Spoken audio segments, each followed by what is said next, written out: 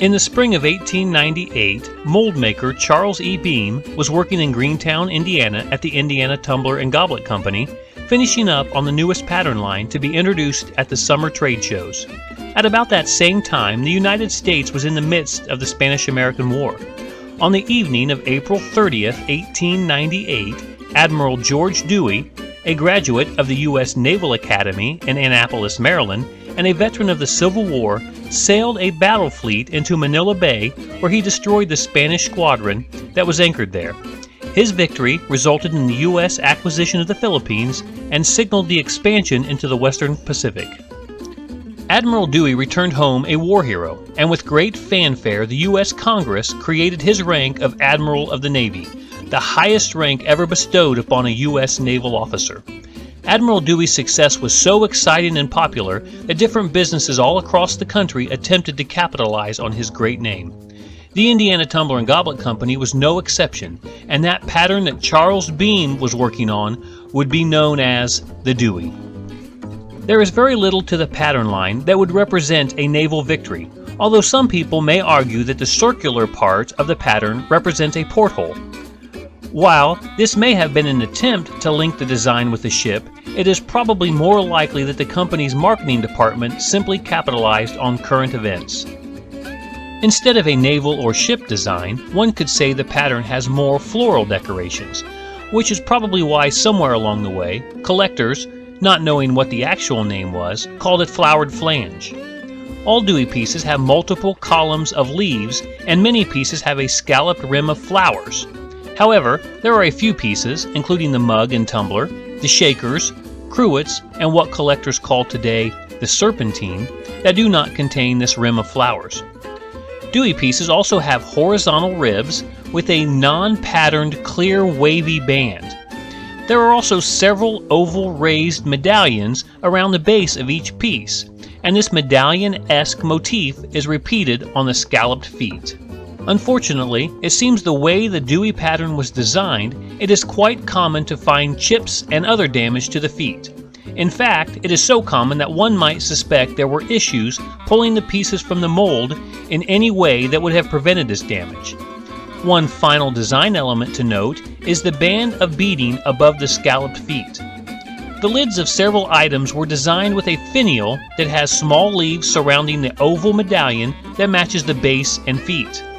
The design from this finial also matches the cruet stopper. The Dewey pattern is a fairly large line, and collectors have identified around 20 various pieces. As was fairly common at the time, the Dewey pattern can be found as a berry set, with a master berry bowl and sauces, a water set with the pitcher and tumblers, a table set in both the small and the large size, which would have included a butter dish, a covered sugar, a creamer, and a spooner. There were also several other pieces which included a mug, a plate, also known as a card tray, a cruet, the salt and pepper, an item which is called either a vase or a parfait, and items referred to as serpentines, although there is now evidence that the smaller serpentine was part of the advertised condiment sets, and the larger serpentine was a celery tray. There are a few patterns created by other companies that are similar to the Dewey pattern. However, upon close inspection, it becomes very easy to spot the differences in the patterns. The only item to be reproduced was the large butter dish. However, once you learn the difference, it is relatively easy to spot the reproduction. Collectors use a saying that goes, "Left leaf low is a no," and this has to do with the bottom two leaf designs on the finial of the lid. On the finial of the authentic Dewey cover, the narrow tip of the leaf on the right is pointed downward and is lower than the leaf on the left. On the base, the difference is found on the uppermost leaf on the columns of leaves. On the authentic base, the veins of the topmost leaf run upward, and on the reproduction, those veins run downward.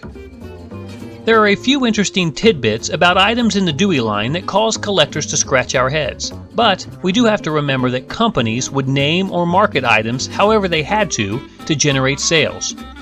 Some of these interesting bits of information include the fact that catalog cuts show that the smaller version of the Dewey sugar, creamer, and spooner were sold both with and without lids.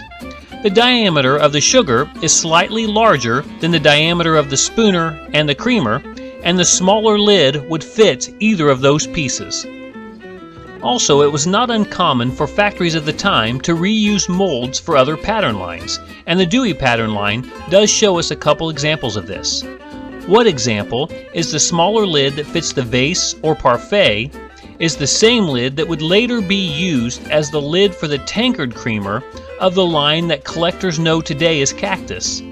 Another example is the Dewey Cruet stopper.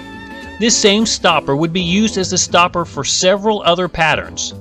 When you understand the amount of work that would have gone into creating a mold, it seems very reasonable that a factory would reuse any piece they could. From what we see in the Dewey line, it does seem that in 1898, the most popular colors created at the Indiana Tumbler and Goblet Company would have been amber, emerald green, and what Greentown collectors call canary, but most other glass collectors call Vaseline. If you were looking to put together a great collection of Greentown glass, any of those three colors would be an excellent choice, as most pieces can commonly be found in those colors. While it is not quite as common, most of those Dewey pieces can also be found in crystal or clear glass. It is believed that the Dewey pattern line was past its prime by late 1900. However, the success of chocolate glass seems to have caused management to pull a small number of the molds out to be reused, as it is relatively common to find the smaller table set and the berry set in chocolate glass. These are really the only common pieces, and any other Dewey piece in chocolate is quite rare and difficult to come by. At some point, the factory also produced the small table set in opaque white or milk glass. It is hard to know why, but these seem to be the only four pieces of the line that are found in this white color. In the recently found original Factory Number 9 Indiana Tumbler and Goblet catalog, which showcases items that would have most likely been available in late 1902 or early 1903, the Dewey pattern was being advertised in lettuce green opal, which is often referred to today by collectors as Nile green. Also, the line that had been called Dewey was given the line number 9-425. The 9 simply indicated it was from National Glass's Factory Number 9, which was the Indiana Tumbler and Goblet Company. Had the factory not burnt to the ground in June of 1903, it is possible that items in the lettuce green opal would be easier for collectors to find. However, any piece in this color is quite scarce. There are two colors that are exceptionally rare and unique to the Dewey pattern, and these include the variants of blue and golden agate. With the exception of the mug, which for some strange reason is fairly common, very few pieces are known to exist in any shade of blue, and there doesn't seem to be a good explanation as to the pieces found in this color. A lone, large teal blue creamer is known to exist, and a few pieces to the smaller table set are known in both teal and the cobalt blue variants. There have been a few Dewey sauce dishes found in what can possibly be considered golden agate. Collectors theorize that the small Dewey sauce mold may have been used to experiment with the golden agate color. However, the pattern does not seem to have been very compatible with the color effects of golden agate. The only other Dewey piece known in golden agate is the serpentine tray. A 1903 Butler Brothers catalog cut shows this golden agate Dewey serpentine was part of the Holly pattern line's condiment set. It is arguable that the Dewey line is one of the greatest and most popular pattern lines to come out of the factory in Greentown, Indiana. Again, if you are looking for a vast and exciting pattern to collect in multiple colors and multiple items, the Dewey pattern may be for you. For more information on the Dewey pattern and other Greentown glass, you can visit our website at www.greentownglass.org.